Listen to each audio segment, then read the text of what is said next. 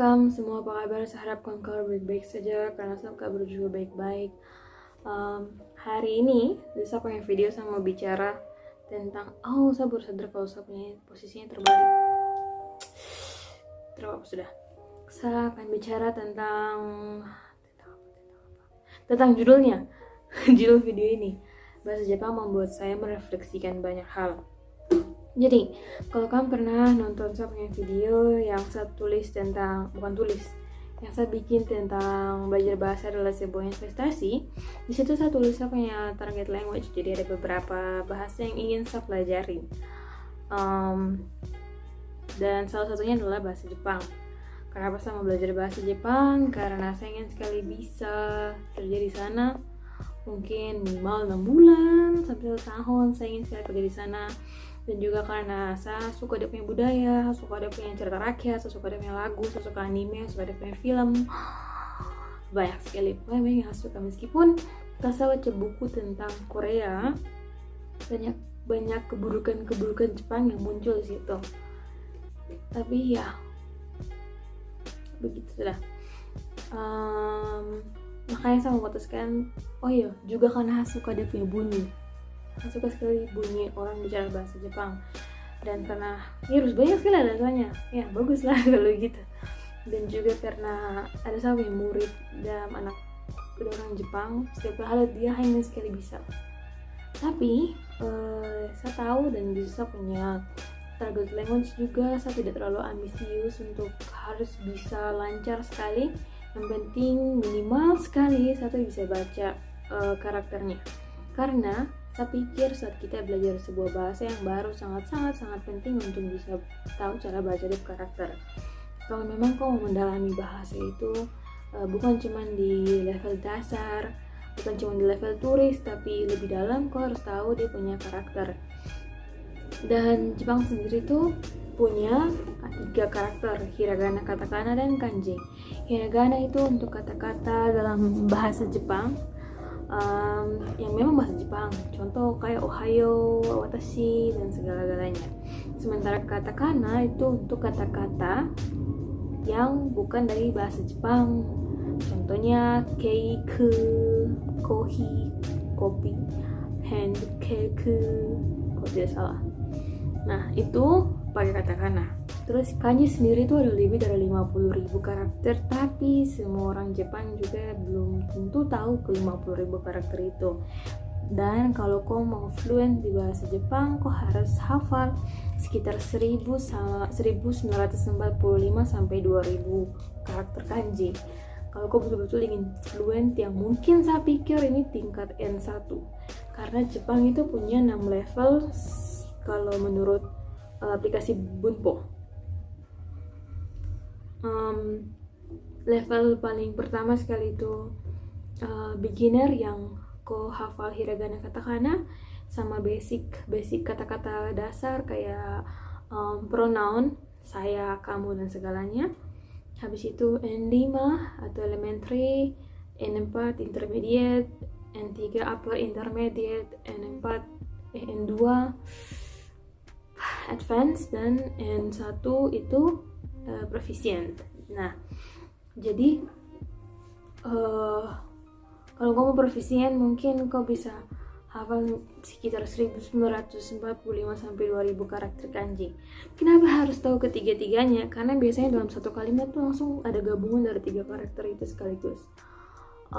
Yang membuat yang membuat saya awal-awal pas lagi dalam proses menghafal hiragana, dan saya tiba-tiba ingat bahwa kau sudah di tengah-tengah jalan hafal hiragana, habis itu kau akan hafal katakana lagi.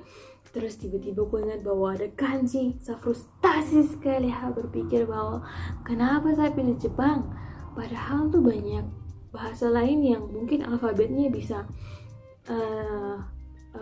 bukan alfabet yang baru, pokoknya A sampai Z. Kenapa harus pilih ini? Cuman karena saya sudah memilih, dan gara-gara alasan-alasan yang tadi saya bilang di awal, saya tetap lanjut saja, gas saja sampai sekarang. Akhirnya saya baru bisa hafal hiragana. Wah, kok waktu itu bikin video investasi language learning tuh di awal-awal tahun, kenapa sekarang kok baru bisa hiragana? Karena tadi harus bilang saya tidak terlalu ambisius dengan bahasa Jepang, makanya saya tidak menuntut sapu diri untuk harus setiap hari punya waktu khusus belajar bahasa Jepang. Kayak mungkin 3 jam sehari atau 2 jam sehari saya tidak mau, karena sedang fokus ke bahasa Prancis dan Korea. Jadi Jepang tuh hanya sebuah teman menunggu. Lahan naik bis, terus bisnya masih ngetem tuh bahasa Sunda, maksudnya tunggu penumpang lainnya, masih ngetem, saya buka dan coba hafal. Jadi sekitar 1 hari mungkin 10 menit saja, bahkan mungkin tidak sama sekali. Nah, akhirnya saya baru bisa hafal huruf hiragana. Dan saya senang sekali karena saya bisa hafal hiragana, dan saya akan lanjut ke katakana dan kanji. Saya akan lanjut ke katakana pasti dengan metode yang sama seperti hiragana. Kenapa? Karena itu berhasil bikin saya hafal hiragana. Metodenya apa? Saya belajar lewat aplikasi yang suka adalah Bunpo. Mungkin teman-teman banyak yang suka pakai Duolingo, tapi saya pikir Duolingo itu sangat lama. Meskipun memang repetition itu paling bagus, tapi kalau terlalu lama juga itu gimana, dan kadang kalimat-kalimat di Duolingo tidak terlalu masuk akal. Jadi saya pakai Bunpo di level yang paling beginner. Saya masih lagi di hafal hiragana dan katakana. Terus selain itu saya pakai Heijapan, tapi Heijapan itu bagus Bunpo, cuman ya boleh. Kemudian saya untuk menghafal saya pakai hiragana memorizer, karena dia semacam flashcard tapi yang kayak gen begitu sih sebenarnya. Contohnya mungkin akan saya kasih tunjuk sambil saya pas saya edit, maksudnya pas saya bilang ini.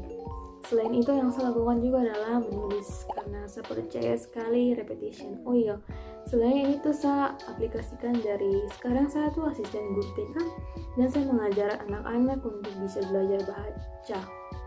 Jadi tapi dari awal, karena mereka anak TK bukan TK 0 besar, jadi lagi ajar mereka untuk kenali huruf. Nah itu yang saya pakai untuk sapu diri. Saya berusaha untuk kenal huruf ini tuh bentuknya bagaimana, namanya bagaimana, dengan mengulang, ulang belajar hal yang sama, dan akhirnya selesai sudah saya bisa hafal ke 46 karakter ditambah dengan perubahan bunyinya. Sekarang lagi mau melanjutkan untuk yang katakana. Dan apa yang saya pelajari, ada banyak hal sih sebenarnya. Yang pertama adalah betapa kerennya kepala kita. Kadang yang paling saya takutkan saat belajar bahasa adalah mungkin saya kepala bisa panas kemudian meledak suatu saat gara-gara terlalu banyak hal yang ada dalam sekepala atau pusing. Tapi gara-gara saya tidak terlalu memaksakan diri, kayak ya tadi bilang tidak duduk 3 jam fokus Jepang, saya kepala tidak sampai begitu. Saya hanya mengandalkan repetition lewat aplikasi dan menulis ulang-ulang, akhirnya saya bisa. Memang makan waktu, tapi kan saya tadi bilang bukan saya punya fokus, jadi it's okay. Itu yang pertama. Dan yang kedua, bisa sekarang dalam saya usia yang sekarang untuk melakukan hal ini itu mungkin. Jadi mungkin kalau terus dilakukan, kalau tidak dilakukan ya hilanglah kayak kita.